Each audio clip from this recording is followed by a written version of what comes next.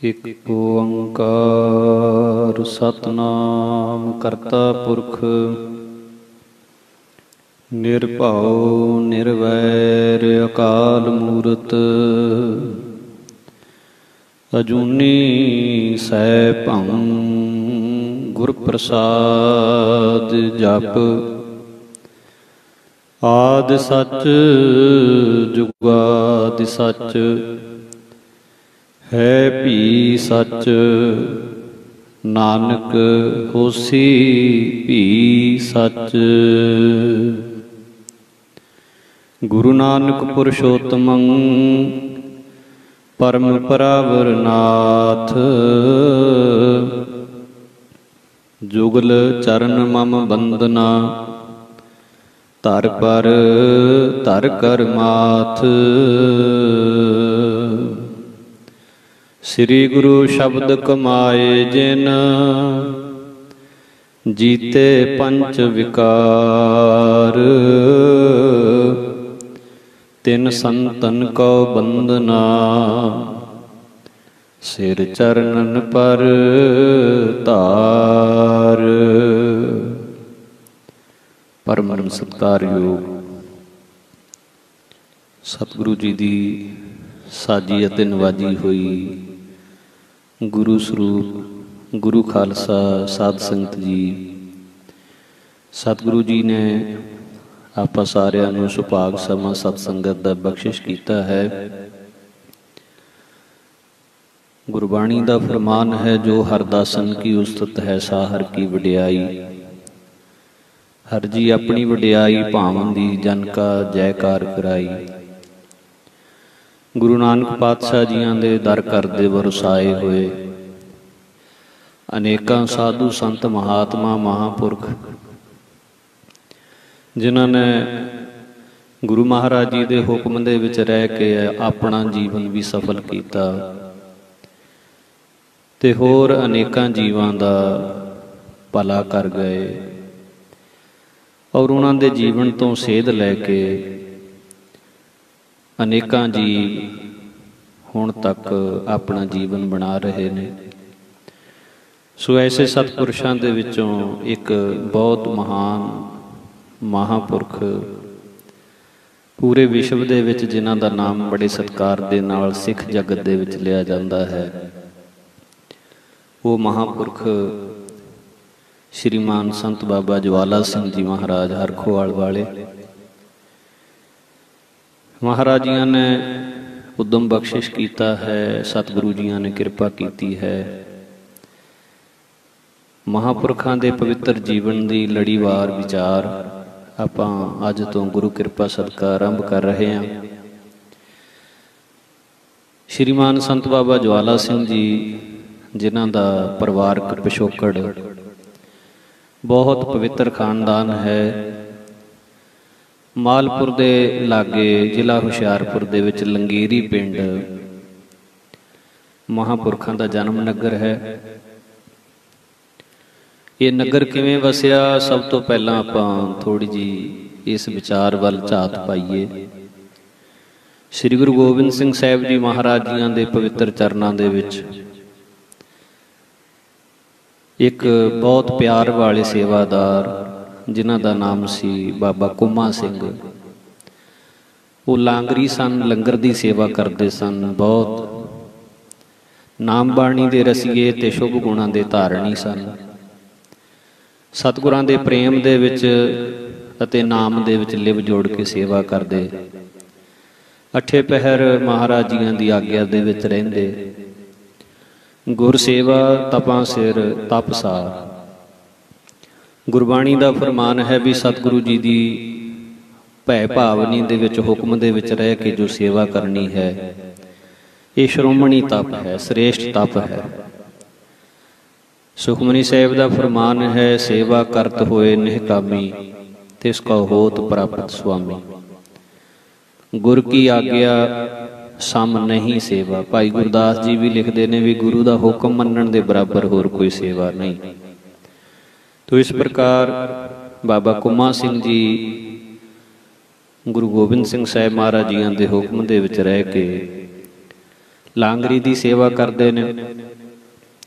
ਲੰਗਰ ਦੇ ਵਿੱਚ ਅੱਠੇ ਪਹਿਰ ਬਹੁਤ ਪ੍ਰੇਮ ਭਾਵਨਾ ਦੇ ਨਾਲ ਜੁੜੇ ਰਹਿੰਦੇ ਨੇ। ਤੋ ਮਹਾਰਾਜ ਜੀਆਂ ਨੇ ਇਹਨਾਂ ਦੀ ਸੇਵਾ ਨੂੰ ਭਾਗ ਲਾਉਂਦਿਆਂ ਪ੍ਰਵਾਨਗੀ ਬਖਸ਼ਦਿਆਂ ਬਚਨ ਕੀਤਾ ਕਿ ਤੁਸੀਂ ਹੁਣ ਆਪਣੇ ਇਲਾਕੇ ਦੇ ਵਿੱਚ ਜਾ ਕੇ ਆਪਣੇ ਨਾਮ ਤੇ ਨਗਰ ਵਸਾਓ। ਆਪ ਜੀਆਂ ਦੇ ਨਾਮ ਤੇ ਨਗਰ ਵਸੇਗਾ, ਨਗਰ ਦੀ ਬਹੁਤ ਚੜ੍ਹਦੀ ਕਲਾ ਹੋਏਗੀ। ਬਾਬਾ ਕੁਮਾ ਸਿੰਘ ਜੀ ਸਤਿਗੁਰੂ ਜੀਆਂ ਦੀ ਅਸੀਸ ਲੈ ਕੇ ਆਪਣੇ ਇਲਾਕੇ ਦੇ ਵਿੱਚ ਵਾਪਸ ਆ ਗਏ।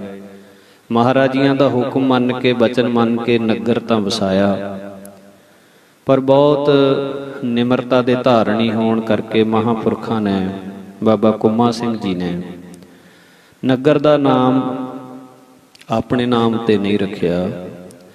ਲੰਗਰ ਦੀ ਸੇਵਾ ਕਰਦੇ ਸਨ ਤੇ ਲਾਂਗਰੀ ਸਨ। ਜਿਹੜਾ ਨਗਰ ਦਾ ਨਾਮ ਬਾਬਾ ਜੀ ਨੇ ਲੰਗੇਰੀ ਰੱਖਿਆ। ਤੋ ਇਸ ਤਰ੍ਹਾਂ ਮਹਾਰਾਜ ਜੀਆਂ ਦੇ ਦਰਸ਼ਨ ਕਰਨ ਵਾਸਤੇ ਫਿਰ ਦਮਦਮਾ ਸਾਹਿਬ ਦੀ ਧਰਤੀ ਤੇ ਜਦੋਂ ਦੁਬਾਰਾ ਮੇਲ ਹੋਇਆ, ਦਰਸ਼ਨ ਹੋਏ, ਤੇ ਮਹਾਰਾਜ ਜੀਆਂ ਨੇ ਪੁੱਛਿਆ, ਤੁਹਾਨੂੰ ਅਸੀਂ ਹੁਕਮ ਕੀਤਾ ਸੀ ਨਗਰ ਵਸਾਉਣ ਵਾਸਤੇ। ਮਹਾਰਾਜ ਆਪ ਜੀ ਨੇ ਕਿਰਪਾ ਕੀਤੀ ਹੈ, ਨਗਰ ਵਸ ਗਿਆ ਹੈ। ਨਗਰ ਦਾ ਨਾਮ ਕੀ ਰੱਖਿਆ ਹੈ? ਜਦੋਂ ਸੱਚੇ ਪਾਤਸ਼ਾਹ ਨੇ ਪੁੱਛਿਆ ਤਾਂ ਬਾਬਾ ਜੀ ਕਹਿਣ ਲੱਗੇ, ਕਹਿੰਦੇ ਮਹਾਰਾਜ ਆਪ ਜੀਆਂ ਨੇ ਤਾਂ ਹੁਕਮ ਕੀਤਾ ਸੀ ਵੀ ਆਪਣੇ ਨਾਮ ਤੇ ਨਗਰ ਰੱਖਣਾ, ਨਾਮ ਨਗਰ ਦਾ, ਪਰ ਮਹਾਰਾਜ ਜੀ ਦਾਸ ਇੰਨੇ ਯੋਗ ਨਹੀਂ ਵੀ ਦਾਸ ਦੇ ਨਾਮ ਤੇ ਨਗਰ ਵਸੇ। ਆਪ ਜੀਆਂ ਦੇ ਲੰਗਰ ਦੀ ਮਹਾਨਤਾ ਨੂੰ ਜਾਣਦਿਆਂ ਹੋਇਆਂ ਮਹਾਰਾਜ ਜੀ ਲਾਂਗਰੀ ਸਾਮੈ ਤੇ ਨਗਰ ਦਾ ਨਾਮ ਲੰਗੇਰੀ ਰੱਖਿਆ ਹੈ।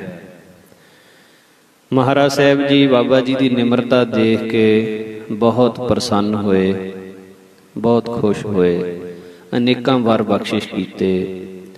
ਔਰ ਉਹਨਾਂ ਬਚਨਾਂ ਦੇ ਵਿੱਚ ਇੱਕ ਬਚਨ ਇਹ ਵੀ ਕੀਤਾ ਕਿ 19ਵੀਂ ਸਦੀ ਦੇ ਵਿੱਚ ਤੁਹਾਡੀ ਬੰਸ ਦੇ ਵਿੱਚ, ਤੁਹਾਡੀ ਕੁੱਲ ਦੇ ਵਿੱਚ ਸਾਡਾ ਆਪਣਾ ਬਹੁਤ ਪਿਆਰਾ ਪ੍ਰਗਟ ਹੋਵੇਗਾ ਔਰ ਉਹਨਾਂ ਦੀ ਮਹਿਮਾ ਪੂਰੀ ਦੁਨੀਆ ਦੇ ਵਿੱਚ ਫੈਲੇਗੀ।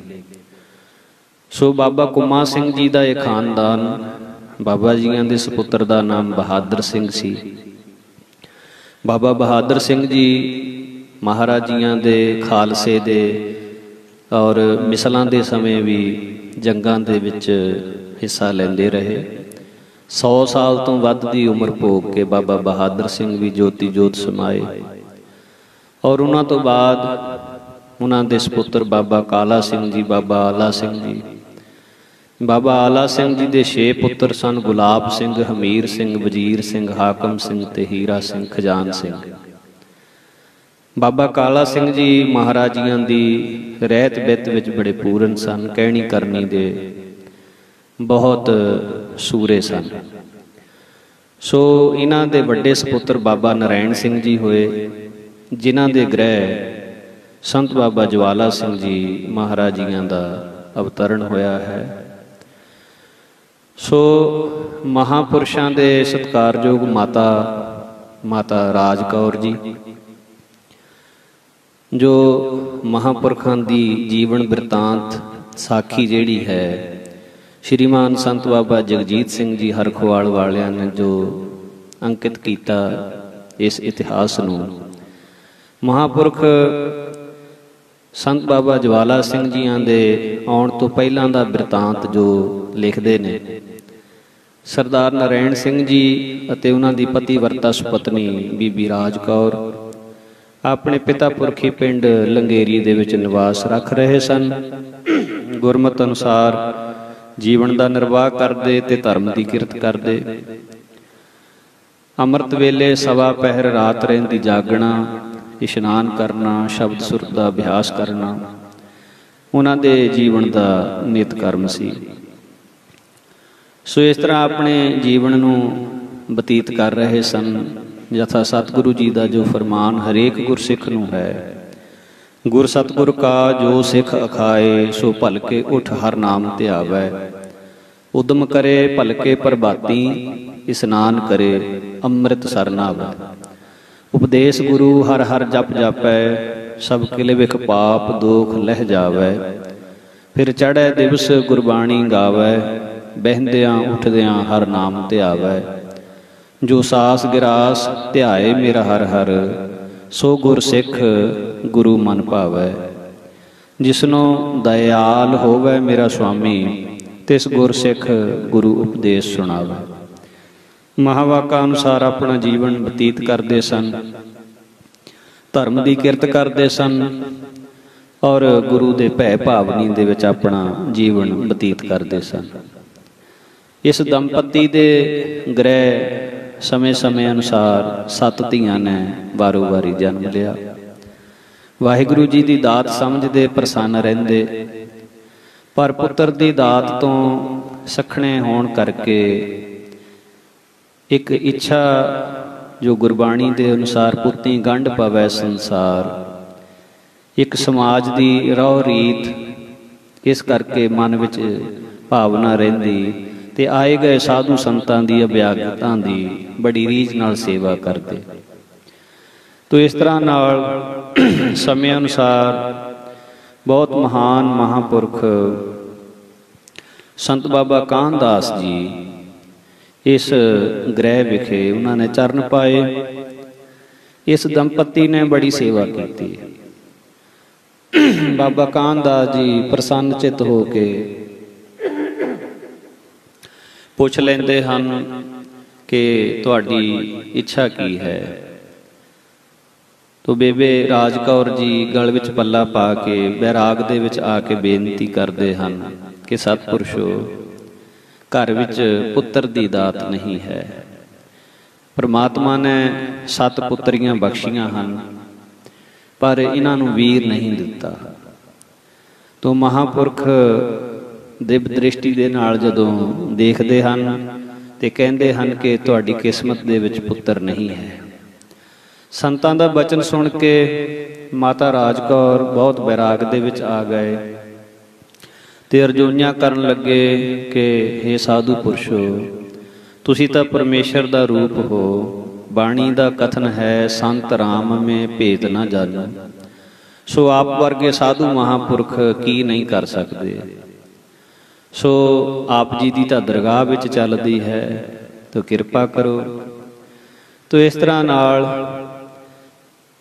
गुरु प्यार दे विच भिजे होए इस परिवार वालों जदों बार बार बेनतियां महापुरुषों के चरणों विच कीतियां गईयां, जिन्ना चिर माता जी बैराग दे नाल बेनतियां करते रहे, बाबा कानदास जी नेत्र बंद करके समाधि स्थित रहे।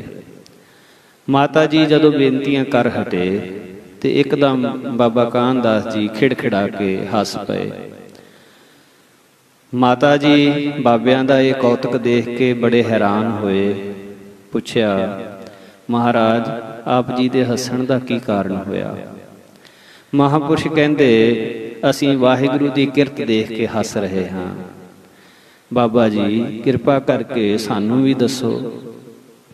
महापुरुष कहण लगे, कहंदे बेटा, एक पासे तां विधाता रूप हो के परमेश्वर ने लेख लिख दिता कि पुत्र नहीं होवेगा, दूजे पासे गुरु गोबिंद सिंह महाराज आप परमेश्वर दा स्वरूप, तुहाडे वड्डियां नूं उन्हां ने वर दिता होया है कि भाई कुमा सिंह तेरी कुल दे विच पूर्ण महात्मा पूर्ण पुरख आवेगा। तो परमेश्वर दी ये खेड वेख के असीं हैरान होए हाँ ते हसे हाँ।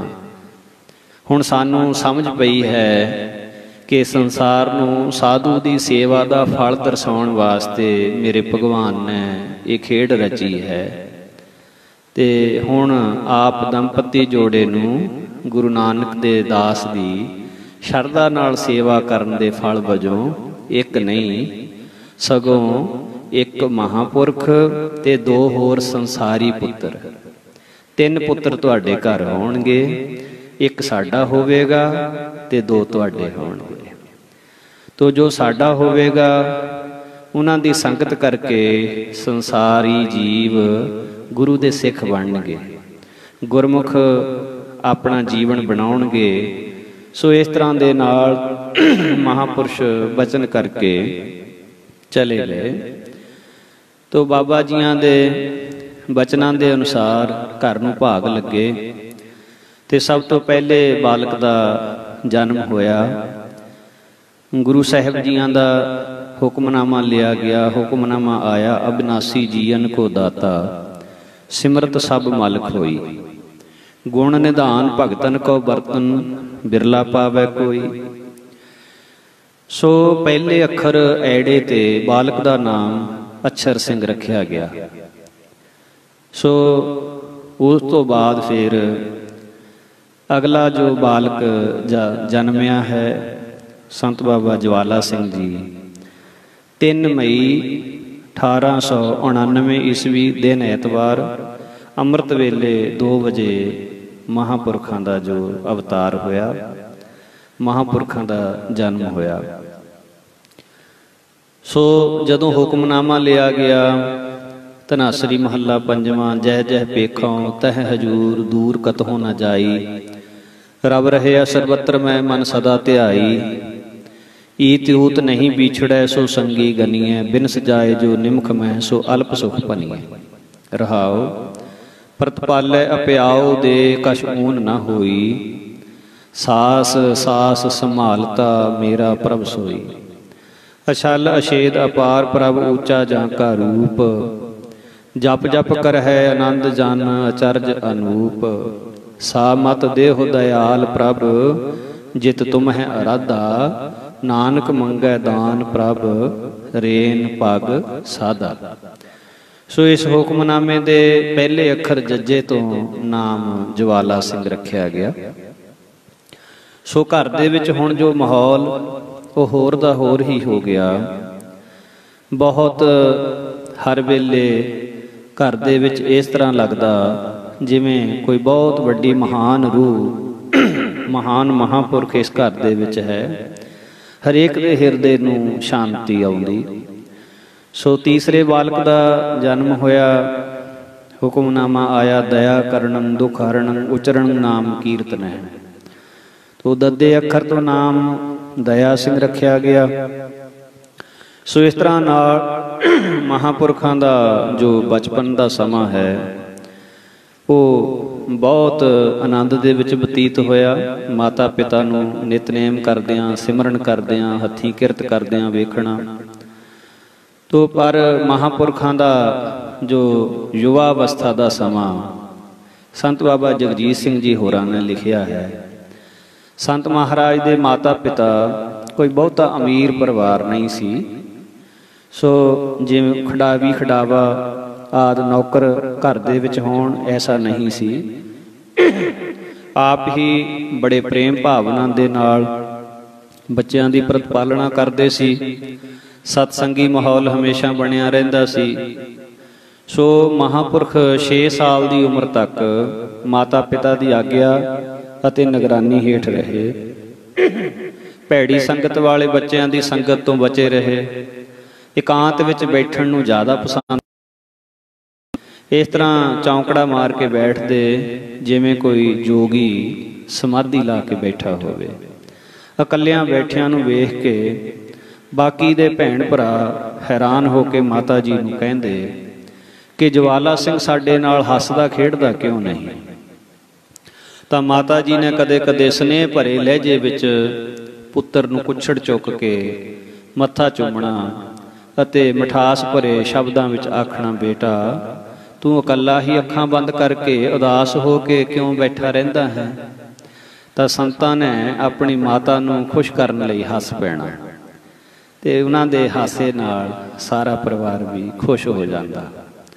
आयु दे 6 साल पूरे होण ते पिता नारायण सिंह जी ने ज्वाला सिंह जी अते उन्हां दे वड्डे भाई अक्षर सिंह नूं नाल लै के मालपुर दे प्राइमरी स्कूल विच दाखल करवा दिता। पर संतां दी रुचि पढ़ाई वल बहुत घट सी। हाँ ये गल जरूर सी कि मास्टर जिन्हां नूं उस समय दे विच मुनशी कहा जांदा सी, जिन्ना सबक पढ़ाउंदे ते सिखाउंदे वो सहजे ही याद कर लैंदे। पढ़ाई ते लिखाई विच सारे बच्चों नालों अगे सन। इस तरह 5 साल पूरे कीते ਤੇ ਫਿਰ ਨਿਮਰਤਾ ਸਹਿਤ ਮਾਤਾ ਜੀ ਕੋਲ ਬੇਨਤੀ ਕੀਤੀ ਕਿ ਅਸੀਂ ਅੱਗਿਓਂ ਹੁਣ ਪੜ੍ਹਨਾ ਨਹੀਂ ਹੈ। ਪਰ ਪਿਤਾ ਜੀ ਨੇ ਕਿਹਾ ਕਿ ਜੇ ਤੇਰਾ ਮਨ ਇਲਮ ਪੜ੍ਹਨ ਵਿੱਚ ਨਹੀਂ ਲੱਗਦਾ ਤਾਂ ਗੁਰਦੁਆਰੇ ਜਾ ਕੇ ਗੁਰਮੁਖੀ ਸਿੱਖਿਆ ਕਰ, ਜੋ ਕਿ ਸਤਿਗੁਰਾਂ ਦੀ ਪਵਿੱਤਰ ਭਾਸ਼ਾ ਹੈ।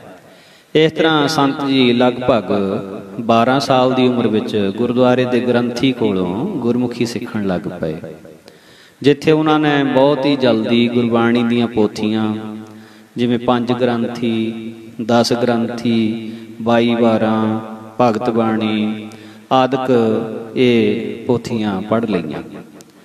ਫਿਰ ਉਹਨਾਂ ਨੇ ਕੜਾਹ ਪ੍ਰਸ਼ਾਦ ਕਰਵਾ ਕੇ ਅਰਦਾਸਾਂ ਸੁਧਾ ਕੇ ਸ੍ਰੀ ਗੁਰੂ ਗ੍ਰੰਥ ਸਾਹਿਬ ਜੀ ਦੇ ਪਾਠ ਦੀ ਸੰਥਿਆ ਲੈਣੀ ਸ਼ੁਰੂ ਕਰ ਦਿੱਤੀ। ਉਸ ਸਮੇਂ ਸੰਤਾਂ ਦੀ ਸਰੀਰਕ ਉਮਰ 13 ਵਰ੍ਹਿਆਂ ਦੀ ਸੀ। ਪਾਠ ਦੀ ਸੰਥਿਆ ਉਪਰੰਤ ਪਿਤਾ ਜੀ ਨਾਲ ਖੇਤੀਬਾੜੀ ਦਾ ਕੰਮ ਵੀ ਕਰਵਾਉਂਦੇ। ਜਦੋਂ ਇਕੱਲੇ ਖੇਤਾਂ ਵਿੱਚ ਹੁੰਦੇ ਤਾਂ ਕਿਸੇ ਵੀ ਗਰੀਬ ਗੁਰਬੇ ਨੂੰ ਘਾਹ ਪੱਠੇ ਆਦਿਕ ਵੱਢਣ ਤੋਂ ਕਦੇ ਇਨਕਾਰ ਨਾ ਕਰਦੇ। ਚੋਰੀ ਪੱਠੇ ਵੱਢਣ ਵਾਲੇ ਨੂੰ ਕਦੇ ਗੁੱਸੇ ਨਾ ਹੁੰਦੇ, ਸਗੋਂ ਆਪ ਜਾ ਕੇ ਪੰਡ ਚੁਕਾਉਂਦੇ ਤੇ ਕਹਿੰਦੇ, ਭਲਿਆ ਪੁਰਸ਼ਾ, ਚੋਰੀ ਦੀ ਆਦਤ ਚੰਗੀ ਨਹੀਂ ਹੁੰਦੀ। ਇਸ ਨਾਲ ਵਿਅਕਤੀ ਦੇ ਇਖਲਾਕ ਦੇ ਵਿੱਚ ਗਿਰਾਵਟ ਆਉਂਦੀ ਹੈ। ਇਹ ਗੱਲ ਸਾਰੇ ਪਿੰਡ ਵਿੱਚ ਮਸ਼ਹੂਰ ਹੋ ਗਈ ਕਿ ਜਵਾਲਾ ਸਿੰਘ ਬਹੁਤ ਵਿਸ਼ਾਲ ਹਿਰਦੇ ਵਾਲਾ ਇਨਸਾਨ ਹੈ, ਜੋ ਕਿਸੇ ਗਰੀਬ ਗੁਰਬੇ ਨੂੰ ਕੁਝ ਨਹੀਂ ਕਹਿੰਦਾ, ਸਗੋਂ ਉਹਨਾਂ ਦੀ ਹਰ ਪੱਖ ਤੋਂ ਇਮਦਾਦ ਕਰਦਾ ਹੈ। ਇਹੀ ਕਾਰਨ ਸਾਰੇ ਪਿੰਡ ਵਿੱਚ ਉਹਨਾਂ ਦਾ ਹੱਦੋਂ ਵੱਧ ਸਤਿਕਾਰ ਹੋਣਾ ਸ਼ੁਰੂ ਹੋ ਗਿਆ। ਜਦੋਂ ਸੰਤ ਜਵਾਲਾ ਸਿੰਘ ਜੀ ਲਗਭਗ 18 ਵਰ੍ਹਿਆਂ ਦੇ ਹੋ ਗਏ ਤਾਂ ਮਾਤਾ ਪਿਤਾ ਦੀ ਆਗਿਆ ਅਨੁਸਾਰ ਸੰਨ 1907 ਈਸਵੀ ਭਰਤੀ ਹੋਣ ਲਈ ਭਾਰਤੀ ਕਮਾਂਡਰ ਦੇ ਦਫ਼ਤਰ ਵਿੱਚ ਆਪਣਾ ਨਾਂ ਦਰਜ ਕਰਵਾਏ। ਜਦੋਂ ਭਰਤੀ ਕਮਾਂਡਰ ਸੰਤਾਂ ਦਾ ਖੂਬਸੂਰਤ ਸਰੀਰ, ਕਰੀਬ 6.5 ਫੁੱਟ ਲੰਮਾ ਕੱਦ ਉਹਨੇ ਦੇਖਿਆ ਤਾਂ ਬਹੁਤ ਖੁਸ਼ ਹੋਇਆ। ਇਹ ਕਹਿਣ ਲੱਗਾ, ਇਹੋ ਜਿਹੇ ਦਰਸ਼ਨੀ ਜਵਾਨ ਤਾਂ ਸਾਨੂੰ ਕਦੇ ਕਦੇ ਹੀ ਮਿਲਦੇ ਹਨ। ਇਸ ਲਈ ਭਰਤੀ ਕਮਾਂਡਰ ਨੇ ਡਾਕਟਰ ਕੋਲ ਆਪ ਜਾ ਕੇ ਸੰਤਾਂ ਨੂੰ ਫਿੱਟ ਫਾਰ ਕਰਵਾ ਦਿੱਤਾ। ਆਪ ਭਰਤੀ ਹੋ ਕੇ 34 ਨੰਬਰ ਸਿੱਖ ਰੈਜੀਮੈਂਟ ਵਿੱਚ ਚਲੇ ਗਏ। ਸਭ ਤੋਂ ਪਹਿਲਾਂ ਆਪ ਜੀ ਨੂੰ ਰਾਵਲਪਿੰਡੀ ਛਾਉਣੀ ਭੇਜਿਆ ਗਿਆ। ਰਾਵਲਪਿੰਡੀ ਅੱਜ ਕੱਲ੍ਹ ਪਾਕਿਸਤਾਨ ਦਾ ਕੇਂਦਰ ਤੇ ਫੋਰਸ ਹੈੱਡਕੁਆਟਰ ਹੈ। ਸੋ ਉਸ ਵੇਲੇ ਸਿਵਲੀਅਨ ਚੀਫ ਕੋਟ ਆਦਿ ਵੀ ਇੱਥੇ ਹੀ ਹੁੰਦੇ ਸਨ। ਸੰਤ ਜੀ ਪਲਟਨ ਵਿੱਚ ਹੁੰਦਿਆਂ ਸਭ ਦੇ ਦਿਲ ਵਿੱਚ ਸਤਿਕਾਰ ਦੇ ਪਾਤਰ ਸਨ। ਉਹਨਾਂ ਦੀ ਸਰੀਰਕ ਬਣਤਰ ਵੀ ਕੁਝ ਅਜਿਹੀ ਸੀ ਜਿਸ ਤਰ੍ਹਾਂ ਕਿ ਪਰਮਾਤਮਾ ਦੇ ਪਿਆਰਿਆਂ ਦਾ ਜਿਹ ਪ੍ਰਸਾਦ ਤੇਰਾ ਸੁੰਦਰ ਰੂਪ, ਜਿਸ ਤਰ੍ਹਾਂ ਉਹ ਮਹਾਵਾਕ ਹੀ ਪੂਰਾ ਕਰਕੇ ਦਿਖਾਇਆ ਹੋਵੇ। ਜਿੱਥੇ ਆਪ ਸੁੰਦਰ ਸਰੀਰ ਦੇ ਮਾਲਕ ਸਨ, ਉੱਥੇ ਫੁਰਤੀਲੇ ਵੀ ਹੱਦ ਤੋਂ ਵੱਧ ਸਨ। ਸੁੰਦਰਤਾ ਤੇ ਚੁਸਤੀ ਦੇ ਇਹ ਸੰਜੋਗ ਕਰਕੇ ਆਪ ਜੀ ਦੇ ਸਾਥੀ ਇਹਨਾਂ ਨੂੰ ਮੋਹਣੀ ਅਵਤਾਰ ਕਿਹਾ ਕਰਦੇ। ਪਰ ਇੱਕ ਤਰ੍ਹਾਂ ਨਾਲ ਸੰਤ ਜਵਾਲਾ ਸਿੰਘ ਜੀ ਦਾ ਤਖੱਲਸ ਹੀ ਬਣ ਗਿਆ ਸੀ।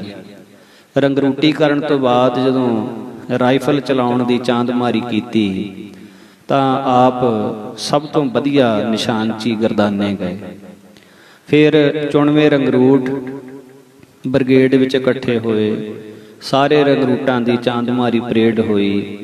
ਫਿਰ ਵੀ ਸੰਤ ਜੀ ਸਾਰੇ ਬ੍ਰਿਗੇਡ ਦੇ ਰੰਗਰੂਟਾਂ ਵਿੱਚੋਂ ਅੱਵਲ ਆ ਗਏ। ਸਾਲ ਬਾਅਦ ਪਲਟਨ ਦੀਆਂ ਖੇਡਾਂ ਹੋਈਆਂ ਤਾਂ 100, 120, 240, 440 ਤੇ 880 ਗਜ ਦੀਆਂ ਦੌੜਾਂ ਵਿੱਚ ਅੱਵਲ ਆਉਂਦੇ ਰਹੇ ਤੇ ਵਾਹਵਾ ਇਨਾਮ ਜਿੱਤੇ। ਸੰਤਾਂ ਦੀਆਂ ਇਹਨਾਂ ਸ਼ਾਨਦਾਰ ਸਫਲਤਾਵਾਂ ਨੂੰ ਮੱਦੇ ਨਜ਼ਰ ਰੱਖਦਿਆਂ ਅਫਸਰਾਂ ਨੇ ਉਹਨਾਂ ਦੇ ਆਮ ਪਹਿਰੇ ਮੁਆਫ ਕਰ ਦਿੱਤੇ, ਪਰੇਡਾਂ ਵੀ ਘਟਾ ਦਿੱਤੀਆਂ। ਦੂਜੇ ਸਾਲ ਸਾਰੇ ਏਰੀਏ ਦੀਆਂ ਖੇਡਾਂ ਹੋਈਆਂ ਜਿਨ੍ਹਾਂ ਵਿੱਚ ਲੰਮੀ ਛਾਲ ਦਾ ਆਪ ਜੀ ਨੇ ਰਿਕਾਰਡ ਤੋੜਿਆ ਤੇ ਇਨਾਮ ਪ੍ਰਾਪਤ ਕੀਤਾ। ਉਸ ਦਿਨ ਤੋਂ ਹੀ ਸੰਤਾਂ ਨੂੰ ਖੇਡਾਂ ਦਾ ਰੁਸਤਮ ਆਖਿਆ ਜਾਣ ਲੱਗ ਪਿਆ। ਸਾਰੇ ਫੌਜੀਆਂ ਤੇ ਅਫਸਰਾਂ ਵਿੱਚ ਸੰਤਾਂ ਪ੍ਰਤੀ ਪਿਆਰ ਭਾਵਨਾ ਵੱਧ ਗਈ। ਇੱਥੋਂ ਤੱਕ ਕਿ ਵਰਦੀ ਤੇ ਬੂਟਾਂ ਤੱਕ ਸਭ ਕੁਝ ਸੰਤਾਂ ਨੂੰ ਨਾਲ ਦੇ ਸਾਥੀ ਸਾਫ਼ ਕਰਕੇ ਦਿੰਦੇ। ਸੰਤਾਂ ਨੂੰ ਵਰਦੀ ਵਿੱਚ ਸਮੇਟਿਆਂ ਦੇਖ ਕੇ ਸੀਓ ਨਿਸ਼ਾਨਾ ਜਵਾਨ ਚੁਣ ਲੈਂਦੇ। ਭਾਵ ਜਦੋਂ ਬ੍ਰਿਗੇਡ ਜਾਂ ਪੂਰੇ ਡਿਵੀਜ਼ਨ ਦੀ ਪਰੇਡ ਹੁੰਦੀ ਤਾਂ ਪਲਟਨ ਦੇ ਨਿਸ਼ਾਨਾਂ ਨੂੰ ਚੁੱਕਣ ਵਾਲੇ ਸਰਦਾਰ ਨਾਲ 2 ਗਾਰਦੀ ਸਿਪਾਹੀ ਹੁੰਦੇ। ਜਿਸ ਗਰੁੱਪ ਵਿੱਚ ਜੋ ਸਰਦਾਰ ਇੰਡੀਅਨ ਅਫਸਰ ਭਾਵ ਕਿ ਨਾਇਬ ਸੂਬੇਦਾਰ ਜਾਂ ਸੂਬੇਦਾਰ ਜੋ ਪਲਟਨ ਦੇ ਨਿਸ਼ਾਨਾਂ ਨੂੰ ਚੁੱਕਦੇ ਅਤੇ 2 ਸਿਪਾਹੀ ਬਾਵਰਦੀ ਰਾਈਫਲ ਸਮੇਤ ਪੂਰੀ ਤਿਆਰੀ ਨਾਲ ਗਾਰਦ ਦੀ ਵਿਧੀ ਅਨੁਸਾਰ ਨਿਸ਼ਾਨਾਂ ਦੇ ਨਾਲ ਹੁੰਦੇ। ਇੱਕ ਨਾਲ ਹਵਾਲਦਾਰ ਵਰਦੀ ਸਮੇਤ ਆਪਣਾ ਜਾਲ ਪਹਿਨ ਕੇ ਹੁੰਦਾ। ਇਹ ਸਾਰੀ ਪਾਰਟੀ ਪਲਟਨ ਵਿੱਚੋਂ ਚੁਣਵੇਂ ਸੁੰਦਰ ਦਿੱਖ ਵਾਲੇ ਜਵਾਨਾਂ ਦੀ ਹੋਇਆ ਕਰਦੀ ਸੀ। ਸੰਤਾਂ ਨੂੰ ਬਟਾਲੀਅਨ ਦਾ ਸੀਓ ਲਾਜ਼ਮੀ ਤੌਰ ਤੇ ਇਹਨਾਂ ਵਿੱਚ ਚੁਣਦਾ। ਇਸ ਤਰ੍ਹਾਂ 2.5 ਸਾਲ ਪੂਰੇ ਕੀਤੇ। ਇੰਨੇ ਸਮੇਂ ਦੌਰਾਨ 2 ਵਾਰੀ ਛੁੱਟੀ ਵੀ ਆਏ। ਪਹਿਲੀ ਤਨਖਾਹ ਕੁਝ ਗਰੀਬਾਂ ਵਿੱਚ ਵੰਡ ਦਿੱਤੀ ਤੇ ਬਾਕੀ ਹਰਿਮੰਦਰ ਸਾਹਿਬ ਅੰਮ੍ਰਿਤਸਰ ਸਾਹਿਬ ਦਰਸ਼ਨ ਕਰਨ ਸਮੇਂ ਕੜਾਹ ਪ੍ਰਸ਼ਾਦ ਕਰਵਾ ਦਿੱਤਾ। ਗੁਰੂ ਘਰ ਦੀਆਂ ਖੁਸ਼ੀਆਂ ਪ੍ਰਾਪਤ ਕਰਨ ਉਪਰੰਤ ਬਾਕੀ ਕੁਝ ਮਾਇਆ ਮਾਤਾ ਪਿਤਾ ਨੂੰ ਅਰਪਣ ਕਰ ਦਿੱਤੀ। ਉਹਨਾਂ ਤੋਂ ਅਸੀਸਾਂ ਲਈਆਂ। ਛੁੱਟੀ ਕੱਟਣ ਤੋਂ ਬਾਅਦ ਪਿੰਡੀ ਪਲਟਣ ਦੇ ਵਿੱਚ ਹਾਜ਼ਰ ਹੋ ਗਏ। ਤੋ ਇਸ ਤਰ੍ਹਾਂ ਮਹਾਂਪੁਰਖਾਂ ਦੀ ਪਲਟਣ ਦਾ ਕੁਝ ਜ਼ਿਕਰ ਮਹਾਂਪੁਰਖਾਂ ਨੇ ਇਸ ਸਾਖੀ ਵਿੱਚ ਕੀਤਾ ਹੈ। ਪਲਟਣ ਵਿੱਚ ਰਹਿੰਦਿਆਂ ਹੀ ਸੰਤ ਬਾਬਾ ਜਵਾਲਾ ਸਿੰਘ ਜੀ ਦਾ ਜੋ ਮਿਲਾਪ ਹੈ ਸੰਤ ਬਾਬਾ ਆਇਆ ਸਿੰਘ ਜੀ ਮਹਾਰਾਜ ਹੋਤੀ ਮਰਦਾਨ ਵਾਲਿਆਂ ਨਾਲ ਹੁੰਦਾ ਹੈ। ਇਹ ਹੋਤੀ ਮਰਦਾਨ ਸੰਪਰਦਾਇ ਜੋ ਕਿ ਧੰਨ ਗੁਰੂ ਗੋਬਿੰਦ ਸਿੰਘ ਸਾਹਿਬ ਮਹਾਰਾਜ ਜੀਆਂ ਦੇ ਵਰਸਾਏ ਹੋਏ 5 ਪਿਆਰੇ ਸਾਹਿਬਾਨ, 5 ਪਿਆਰਿਆਂ ਦੇ ਜਥੇਦਾਰ ਧੰਨ ਭਾਈ ਆਇਆ ਸਿੰਘ ਜੀ ਮਹਾਰਾਜ, ਧੰਨ ਭਾਈ ਦਇਆ ਸਿੰਘ ਜੀ ਮਹਾਰਾਜ, ਖਿਮਾ ਕਰਨਾ, ਸੋ 5 ਪਿਆਰਿਆਂ ਦੇ ਜਥੇਦਾਰ ਭਾਈ ਦਇਆ ਸਿੰਘ ਸਾਹਿਬ ਜੀ ਜਿਨ੍ਹਾਂ ਤੋਂ ਇਹ ਸੰਪਰਦਾਇ ਆਰੰਭ ਹੁੰਦੀ ਹੈ। ਸੋ ਇਸ ਸੰਪਰਦਾਇ ਦੇ ਚਮਕਦੇ ਸਿਤਾਰੇ ਸੰਤ ਬਾਬਾ ਕਰਮ ਸਿੰਘ ਜੀ ਹੋਤੀ ਮਰਦਾਨ, ਜਿਨ੍ਹਾਂ ਦਾ ਜੀਵਨ ਬੜਾ ਮਹਾਨ ਸੀ। ਉਹ ਵੀ ਫੌਜ ਦੇ ਵਿੱਚ ਡਿਊਟੀ ਕਰਦੇ ਸਨ। ਪਰ ਇੱਕ ਸਮਾਂ ਐਸਾ ਬਣਿਆ ਜਦੋਂ ਬਾਬਾ ਕਰਮ ਸਿੰਘ ਜੀ ਪਹਿਰੇ ਦੀ ਡਿਊਟੀ ਉਹਨਾਂ ਦੀ ਸੀ, ਪਰ ਕਦੇ-ਕਦੇ ਇਸ ਤਰ੍ਹਾਂ ਹੋ ਜਾਂਦਾ ਵੀ ਮਹਾਂਪੁਰਸ਼ ਸਮਾਧੀ ਸਥਿਤ ਬੈਠੇ ਹੁੰਦੇ ਤੇ ਉਹਨਾਂ ਨੂੰ ਪਹਿਰੇ ਤੇ ਜਾਣ ਦਾ ਖਿਆਲ ਭੁੱਲ ਜਾਂਦਾ। ਸੁਰਤ ਐਸੀ ਇਕਾਗਰਤਾ ਦੇ ਵਿੱਚ ਜਾਂਦੀ ਕਿ ਬਾਹਰਲਾ ਖਿਆਲ ਹੀ ਨਾ ਰਹਿੰਦਾ। ਸੋ ਬਾਬਾ ਜੀ ਦੀ ਚੁਗਲੀ ਕਿਸੇ ਨੇ ਵੱਡੇ ਅਫਸਰ ਦੇ ਕੋਲ ਕਰ ਦਿੱਤੀ ਜਾ ਕੇ। ਤੋ ਉਸ ਅਫਸਰ ਨੇ ਵਿਸ਼ੇਸ਼ ਕਰਕੇ ਸੰਤ ਬਾਬਾ ਕਰਮ ਸਿੰਘ ਜੀ ਹੋਤੀ ਮਰਦਾਨ ਵਾਲਿਆਂ ਦੀ ਚੈਕਿੰਗ ਵਾਸਤੇ ਉਹਨਾਂ ਨੇ ਜਾ ਕੇ ਰਾਤ ਨੂੰ ਦੇਖਣਾ ਕੀਤਾ। ਅਸਲ ਵਿੱਚ ਬਾਬਾ ਕਰਮ ਸਿੰਘ ਜੀ ਦਰਿਆ ਦੇ ਕੰਢੇ ਸਮਾਧੀ ਲਾਈ ਬੈਠੇ ਸਨ, ਪਰ ਜਿੱਥੇ ਉਹਨਾਂ ਦਾ ਪਹਿਰਾ ਸੀ ਉੱਥੇ ਮਹਾਰਾਜ ਜੀ ਆਪ ਆਪਣੇ ਪਿਆਰੇ ਦੀ ਲਾਜ ਰੱਖਣ ਵਾਸਤੇ ਬਾਬਾ ਕਰਮ ਸਿੰਘ ਦਾ ਰੂਪ ਧਾਰਨ ਕਰਕੇ ਉੱਥੇ ਪਹਿਰੇ ਤੇ ਆਣ ਕੇ ਖੜ ਗਏ। ਇੱਕ ਵਾਰੀ ਚੈਕਿੰਗ ਹੋਈ, ਦੂਜੀ ਵਾਰੀ ਫਿਰ ਚੈਕਿੰਗ ਹੋਈ, ਤੀਜੀ ਵਾਰੀ ਚੈਕਿੰਗ ਹੋਈ ਤੇ ਰਜਿਸਟਰ ਦੇ ਉੱਤੇ ਦਸਤਖਤ ਕਰਵਾ ਲਏ। ਤੋ ਇਸ ਤਰ੍ਹਾਂ ਨਾਲ ਸਵੇਰ ਹੋਈ, ਮਹਾਂਪੁਰਖ ਆਪਣੀ ਸਮਾਧੀ ਤੋਂ ਉਥਾਨ ਹੋ ਕੇ ਵਾਪਸ ਆਏ ਤੇ ਇੱਧਰ ਅਫਸਰ ਨੇ ਮਹਾਂਪੁਰਖਾਂ ਨੂੰ ਆਪਣੇ ਕੋਲ ਸੱਦਿਆ। ਬਾਬਾ ਕਰਮ ਸਿੰਘ ਜੀ ਆਪ ਹੀ ਜਾਣ ਵਾਲੇ ਸਨ ਔਰ ਬਾਬਾ ਜੀ ਦਾ ਫੁਰਨਾ ਸੀ ਵੀ ਹੁਣ ਅਸੀਂ ਨੌਕਰੀ ਛੱਡ ਦਈਏ ਤਾਂ ਕਿ ਕਾਨੂੰਨ ਦੀ ਕਿਸੇ ਤਰ੍ਹਾਂ ਉਲੰਘਣਾ ਨਾ ਹੋਵੇ। ਸੋ ਬਾਬਾ ਕਰਮ ਸਿੰਘ ਜੀ ਜਿਸ ਵੇਲੇ ਅਫਸਰ ਦੇ ਕੋਲ ਆਉਂਦੇ ਹਨ, ਅਫਸਰ ਨੇ ਬੜਾ ਪਿਆਰ ਕੀਤਾ, ਬੜਾ ਸਤਿਕਾਰ ਦਿੱਤਾ ਕਿ ਤੁਸੀਂ ਆਪਣੀ ਡਿਊਟੀ ਬਹੁਤ ਵਧੀਆ ਤਰੀਕੇ ਨਾਲ ਕਰਦੇ ਹੋ। ਬਾਬਾ ਕਰਮ ਸਿੰਘ ਜੀ ਕਹਿਣ ਲੱਗੇ, ਕਹਿੰਦੇ ਰਾਤ ਤਾਂ ਮੈਂ ਗੈਰ ਹਾਜ਼ਰ ਸੀ। ਕਹਿੰਦੇ ਨਹੀਂ, ਤੁਸੀਂ ਰਾਤ ਗੈਰ ਹਾਜ਼ਰ ਨਹੀਂ ਸੋ, ਮੈਂ 3 ਵਾਰੀ ਤੁਹਾਨੂੰ ਚੈੱਕ ਕਰਕੇ ਆਇਆ, ਦੇਖ ਕੇ ਆਇਆ, ਤੁਸੀਂ ਤਾਂ ਬਾਵਰ ਬਹੁਤ ਮੁਸ਼ਤੈਦੀ ਦੇ ਨਾਲ ਆਪਣੀ ਡਿਊਟੀ ਕਰ ਰਹੇ ਸੀ। ਮੈਂ ਤੇ ਵੱਡਿਆਂ ਅਫਸਰਾਂ ਨੂੰ ਤੁਹਾਡੇ ਵਾਸਤੇ ਇਨਾਮ ਵਾਸਤੇ ਕਹਿਣਾ ਹੈ, ਤੁਹਾਡੀ ਤਰੱਕੀ ਵੀ ਕਰਾਉਣੀ ਹੈ। बाबा करम सिंह जी कहन लगे, कहते नहीं तुहानू भुलेखा लग्या है, मैं रात ड्यूटी ते हाज़री नहीं भरी। अफसर कहन लग्या मैं किस तरह मन्ना, मैं तो 3 वारी देख के आया हाँ। तो बाबा जी कहन लगे ठीक है, जो तुसी कह रहे हो भी ठीक है, पर जो असी कह रहे हैं वो भी ठीक है। कहते गल तो एक ठीक होएगी, जां ते तुसी उत्थे सी जो मैं देखिया है, जां फिर तुसी उत्थे नहीं सी जो तुसी कह रहे हो। जे तुसी उत्थे नहीं सी ते फिर उत्थे वर्दी पा के तुहाडे रूप दे विच जो खड़े सन फिर वो कौन सन। बाबा करम सिंह जी कहन लगे, कहंदे वो वर्दी पा के मेरे रूप दे विच वो खड़े सन जिन्हां दे प्रेम दे विच मैं दरिया दे कंढे बैठा सी। मेरा भगवान मेरी लाज रखण वास्ते आया सी ते हुण मेरी बेनती है कि मैनू छुट्टी दे दित्ती जावे, मैं ये ड्यूटी नहीं कर सकता। ते उस वेले अफसर कहन लगा तुहाडी कोई ड्यूटी नहीं होएगी, तुसी अपनी मौज दे विच रहना है, तुसी जो चाहो वो कर सकते हो, पर तुसी साडी पलटन नूं छड्ड के ना जाओ। बाबा करम सिंह जी कहन लगे इस तरह नहीं हो सकता।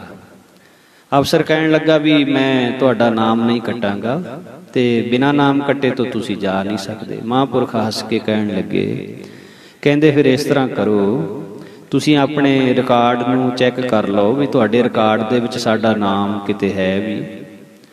जिस वेले उन्हें अपने रजिस्टर रिकॉर्ड दे चैक कीते, हैरान रह गया, किसी रजिस्टर दे विच किसी रिकॉर्ड दे विच बाबा करम सिंह जी दा नाम नहीं सी। सो इस तरह नाल बाबा करम सिंह साहब जी बहुत महान महापुरख होए ने। इस संप्रदाय दे विच बाबा करम सिंह साहब जियां तो वरसाए हुए संत बाबा आया सिंह जी महाराज, संत बाबा आया सिंह जी सो उसी तरह बहुत पूर्ण महात्मा, बहुत भगती वाले। जदों बाबा आया सिंह जी बाबा करम सिंह जी दे हजूर आउंदे हन तां बाबा करम सिंह जी बाबा आया सिंह नूं पुछदे ने, काका तेरा नाम की है? ते बाबा आया सिंह जी कहंदे ने, हजूर मेरा नाम आया सिंह है।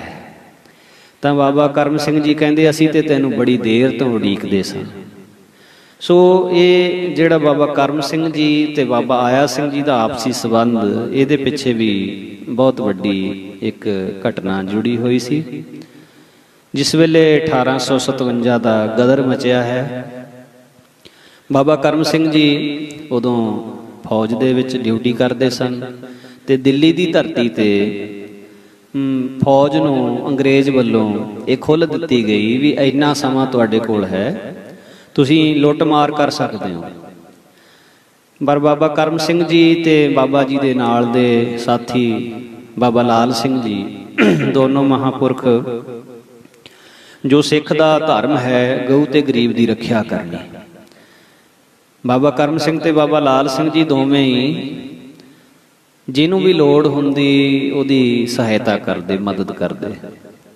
सो उस वेले एक महापुरख जो बहुत बिरध अवस्था, सो एक कुटिया दे विच एक छान दे विच जिन्हां दा मंजा लग्या होया है, उन्हां दे कोल जिस वेले बाबा जी जाते हैं तां वो महापुरख बहुत बीमार, उस वेले उन्हां दा शरीर कष्ट दे विच सी ते इन्हां ने सेवा की आखिरी वक्त जाके।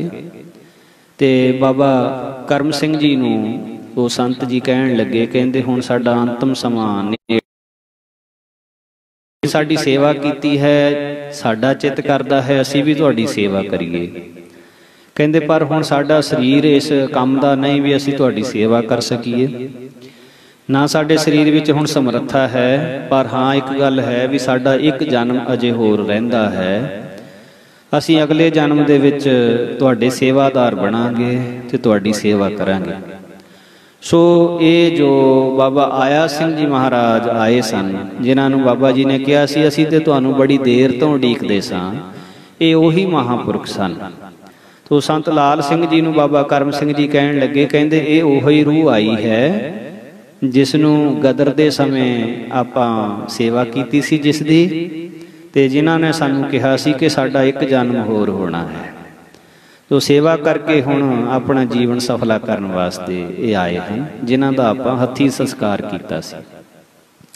सो इस तरह नाल संत बाबा आया सिंह जी बाबा करम सिंह जी दे चरनां दे विच आ गए ते बाबा करम सिंह जी तो बाद इस संप्रदाय दे मुखी बने। इस संप्रदाय की जो बंसावली महापुरखों ने दर्ज की है, भाई दया सिंह साहब जी तो बाद बाबा सोभा सिंह जी मुखी बने। बाबा सोभा सिंह जी तो बाद बाबा साहिब सिंह जी बेदी ऊना साहिब वाले, उन्हां तो बाद बाबा भाग सिंह जी कुरी वाले, उन्हां तो बाद बाबा बीर सिंह जी नरगा वादिए, उन्हां तो बाद बाबा राम सिंह जी विरक्त, उन्हां तो बाद बाबा करम सिंह जी ते फिर बाबा आया सिंह जी। तो इस तरह नाल महापुरख बाबा आया सिंह जी दे वरसाए हुए अनेकां ही सेवक होए हन, अनेकां ही गुरमुख महापुरखों तो वरसाए गए। संत जवाला सिंह जी का नाम उन्हां सेवकां दे विचों प्रमुखता के तौर पर जानिया जाता है। संत आया सिंह जी का भी उन्हां नाल अथाह प्यार सी। खास करके संत आया सिंह जी संत जवाला सिंह जी नूं अपना पुत्र ही समझते सन। सो जिवें कि पहलां विचार कीती है कि संत जी 34 सिख रैजीमेंट दे विच नौकरी करते सन। संत जवाला सिंह जी ये रैजीमेंट सिख राज दे वेले तो ही देश की राखी करती आई है। जदों फरंगियां ने पंजाब ते कब्जा कर लिया तां सारियां सिख रैजीमेंटां उन्होंने अपने अधीन लै लईआं। ਸਿੰਘਾਂ ਨੂੰ बहादुर कौम समझ के 14 सिख रैजीमेंट, 24 सिख, 34 सिख, 36, 45 ते 47 सिख पलटना, इन्हां दा नाम सिख रैजीमेंट ग्रुप रख दिता। इस सिख ग्रुप रैजीमेंट की 34 सिख पलटन दे विच संत जवाला सिंह जी भी बड़े शौक नाल नौकरी करते सन। जदों संतां नूं नौकरी करदिआं 3 साल हो गए तां कोई पूर्वला अंकुर जागिया। सो ये भी बड़ी वड्डी गल है। पूर्ण महापुरख का दर्शन होना, पूर्ण महापुरख का मिलाप होना, ये भी बड़े भागां तो बिना नहीं होया करदा। पूर्व कर्म अंकुर जब प्रगटे भेटियो पुरख रसक बैरागी। परा पूर्वला अंकुर जागिया तां बाबा आया सिंह जी ने सद्दा दे के अपनी हजूरी विच बुलाया। क्योंकि रावलपिंडी एरिए विच जिन्नियां भी सिख पलटना सन, उन्हां दा डेरा होती मरदान दे नाल अथाह प्रेम सी। हर हफ्ते किसी ना किसी पलटन दे विचों संगतां दी सेवा करन ते महापुरुषां दे दर्शन करन फौजी भरा जांदे ही रहिंदे सन। 34 सिख रैजीमेंट का जथा सूबेदार मेजर दे नाल होती मरदान डेरे पुज्या। जथे दे नाल संत जवाला सिंह जी भी गए ते जांदियां ने जदों संत आया सिंह जी दे चरनां ते सीस नवाया, फिर सेवा विच जुट गए। शनिवार ते ऐतवार दीवान विच सारा समा हाजरी भरी।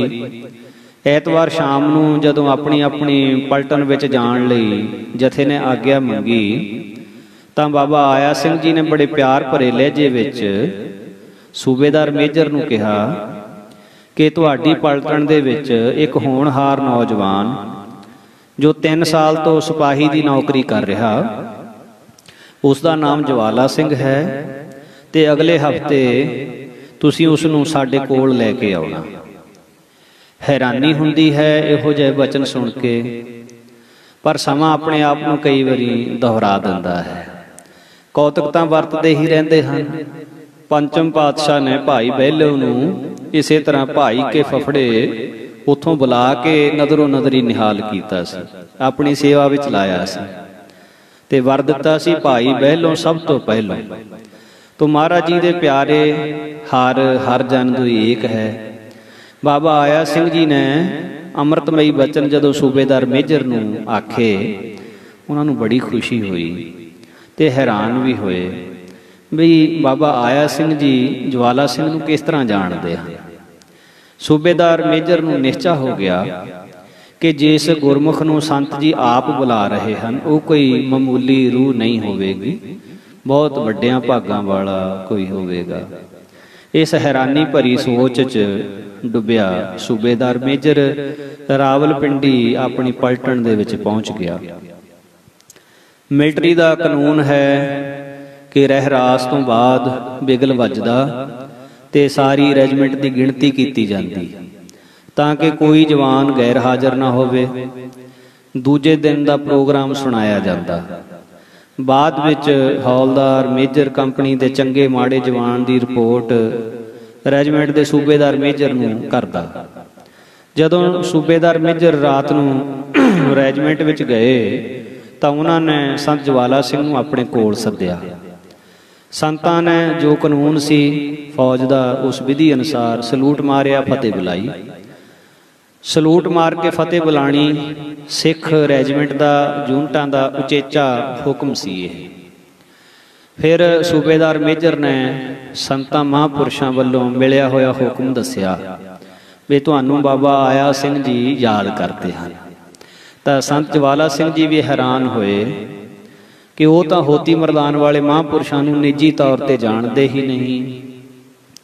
सूबेदार ने कहा कि जवान भावें तू नहीं जानता पर अंतरजामी त्रैकालदर्शी महापुरख तैनूं जानते हैं, इसलिए तू आउंदे शनिचरवार नूं होती मरदान जाण दे लई साडे नाल तैयार रही। सूबेदार मेजर नूं विश्वास सी कि संत आया सिंह जी ते ज्वाला सिंह विचकार जरूर कोई कौतक वरतण वाला है। सो इस विचार नूं मन विच लैके वो चेते तौर पर होती मरदान नूं जा रही पार्टी दे नाल गया।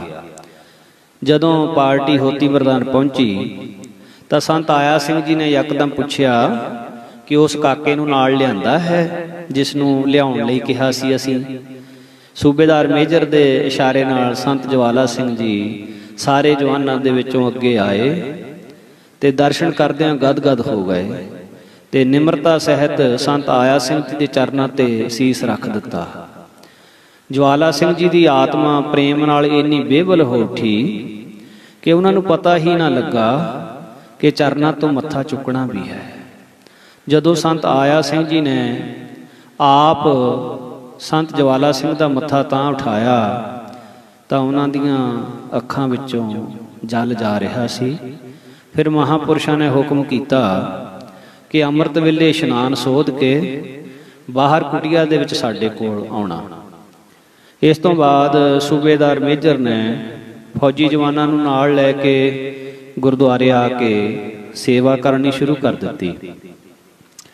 रात 10 बजे तो बाद सारियां संगतां आपो अपने थां सौ गईयां, पर संत ज्वाला सिंह लई तां रात मुक्कण विच नहीं सी आउंदी। महापुरुषों का बचन सी अमृत वेले मिलण दा, तो उही बचन हुण मन विच घुम्मी जा रहा सी कि अमृत वेला चौथा पहर रात के 2 बजे। सो अपना शरीरक किरिया सोध के इशनान करके डेरे की खूही उत्ते संगतां नूं इशनान कराउण दी सेवा करन लग पए। 4 का टाइम होया तां मिष्टान प्रसाद ते कुछ फल लैके सूबेदार मेजर नूं नाल लिया ते बाहर कुटिया वाल चल पए। उत्तम जग्यासू दे रूप विच प्रेम अते बैराग दे नाल गुरबाणी दी ये तुक पढ़ते जा रहे, मिठ बोलड़ा जी हर सज्जण स्वामी मोरा। अगों बाबा आया सिंह जी सत चित आनंद की अवस्था विच निर्विकल्प समाधि विच लीन सन। वो सर्व पालक सर्व आलक ते सर्व व्यापी परमात्मा नाल एकमिक होए पए सन। जदों संत ज्वाला सिंह जी संत बाबा आया सिंह जी के कोल पहुंचे तो डंडौत वंदना की। महापुरुषों ने अमृत रस नाल भरपूर नेत्र खोले।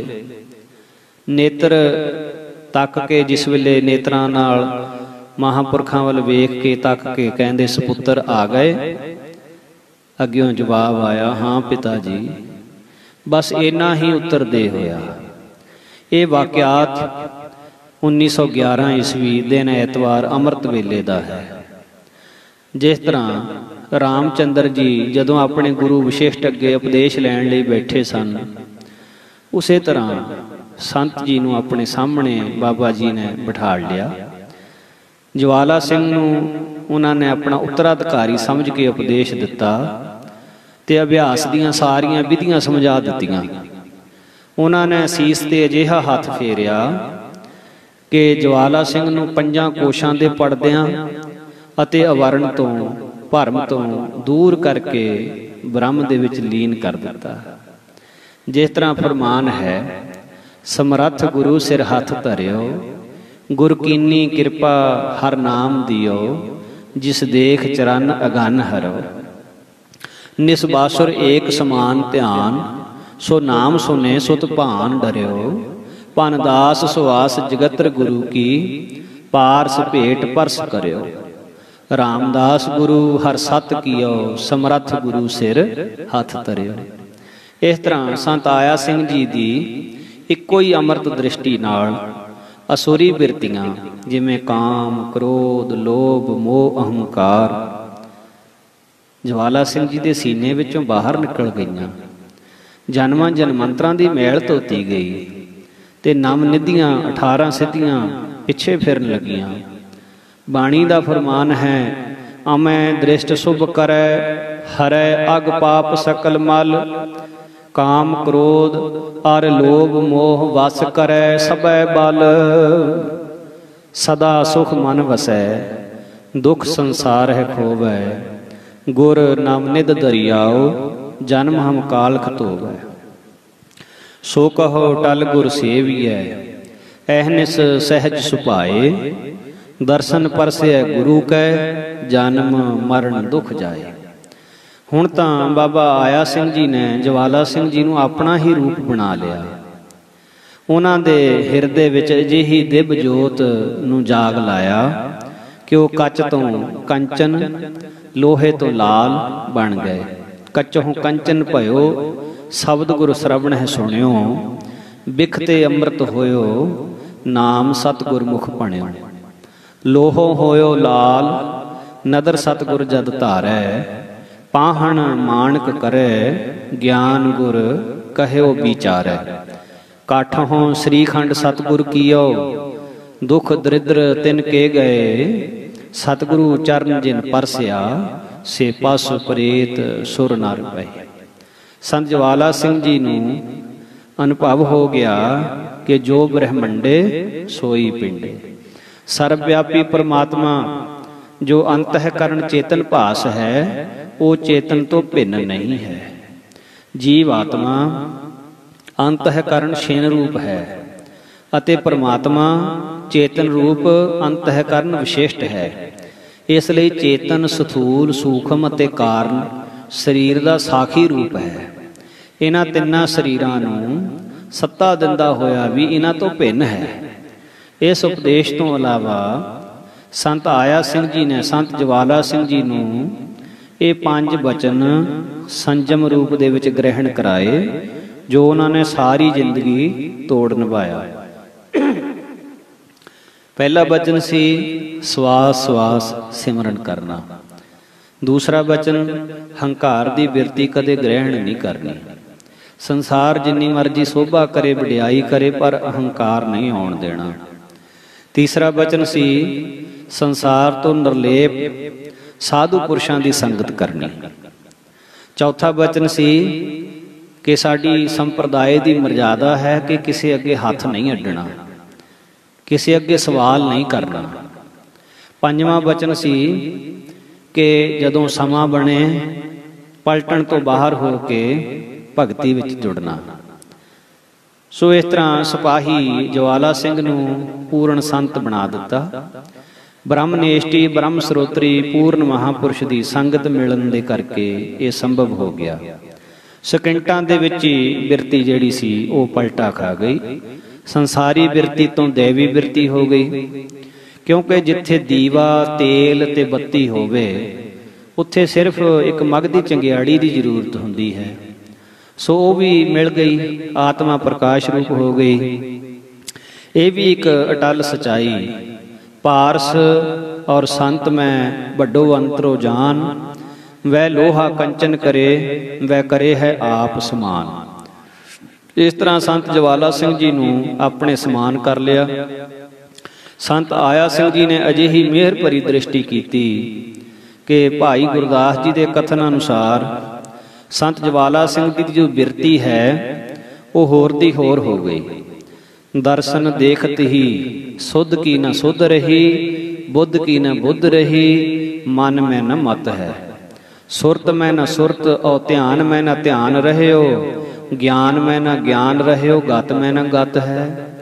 धीरज को धीरज, गर्भ को गर्भ गयो, रत में न रत रही, पत रत पत है। अद्भुत परम पुत, अद्भुत परमद पुत, बिस्मय बिस्म आश्चर्य, आश्चर्य आश्चर्य अत अत है। जवाला सिंह जी उस समय अपने मुरशद महापुरखों की आग्ञा प्राप्त करके नदी किनारे पहुँच गए। वस्त्र ला के एक पासे सुट दिते, दिगंबर बन के समाधि विच लीन हो गए। सारा दिन बैठे रहे। जदों शाम पई तां पलटन दी पार्टी वापस जाण दा समा होया। मेजर साहब ने पार्टी के शरीरां दी गिणती कीती तां जवाला सिंह उन्हां विच नहीं सन। सूबेदार मेजर ने हैरान होके बाबा आया सिंह जी महाराज अगे बेनती की तां उन्होंने कहा कि नदी के आले दुआले देखो। जदों भाल की तां जवाला सिंह जी उत्थे समाधि विच बैठे दिसे। ये दृश्य देख के सूबेदार ने महाराज जी नूं आके दस्या तां हजूर ने कहा भाई साहब दे कन विच जाके कहो कि तुहानूं महाराज बुलांदे हैं, वस्त्र पहन के पहुंचो। ये हुक्म सुनते सार उन्हां दी समाधि खुल गई। वस्त्र पहने ते हजूर दे कोल पहुंच गए। निमरता सहित हाथ जोड़े ते सज्जल अखां नाल उत्तर दिता, हजूर आप जी का हुक्म सी किसी अगे हाथ नहीं अड्डना, इसलिए असीं सोचिया कि जे तन ते वस्त्र होणगे तां इन्हां दे फटण दा डर रहेगा। नਵੇਂ वस्त्रां दी इच्छा प्राप्त फिर किसी अगे प्राप्त कर लिए हाथ अड्डना पवेगा। तुसीं दारा आए सवाली नूं कोई बख्शिश करिया ही करोगे, इसलिए हुण तुसीं सो इस तरह नाल किसी अगे हाथ अड्डना नहीं पवेगा। महाराज कहन लगे बाबा जी कहते तुसीं निधड़क हो के बाहर विराजो, तुहाडी हवा वाल भी कोई झाक नहीं सकेगा, तुहानूं किसी अगे हाथ अड्डना नहीं पवेगा। तुहाडी परालब्ध तुहानूं अपने आप ही आके प्राप्त हुंदी रहेगी। तुहाडे चरणां दे विचों तां पता नहीं किन्नियां नूं होरनां नूं रिजक मिलेगा। सो इस तरह नाल संत महाराज बाबा जवाला सिंह जी दा ये जीवन संत महाराज जियां दे बाबा आया सिंह साहब जियां दे चरणां दे विच आण के इस पक्ष दा हो गया। इस तो अगांह दी विचार महाराज किरपा करन आउण वाले समय दे विच सच्चे पातशाह सिर ते मेहर भरे हाथ रख के करवा लैणगे। जो महापुरखां दी शोभा है, महापुरखां दी वडियाई है, ब्रह्म ज्ञानी की शोभा ऊच ते ऊची, उच्चियां तो भी उच्ची, वड्डियां तो भी वड्डी जो शोभा ब्रह्म ज्ञानियां दी हुंदी है। सो जितनी भी कर लईए, जितनी भी सुन लईए, ਉਹਦੇ ਨਾਲ ਸਾਡਾ ਸਭ ਦਾ ਕਰਨ ਵਾਲਿਆਂ ਦਾ ਤੇ ਸੁਣਨ ਵਾਲਿਆਂ ਦਾ ਭਲਾ ਹੀ ਭਲਾ ਹੈ।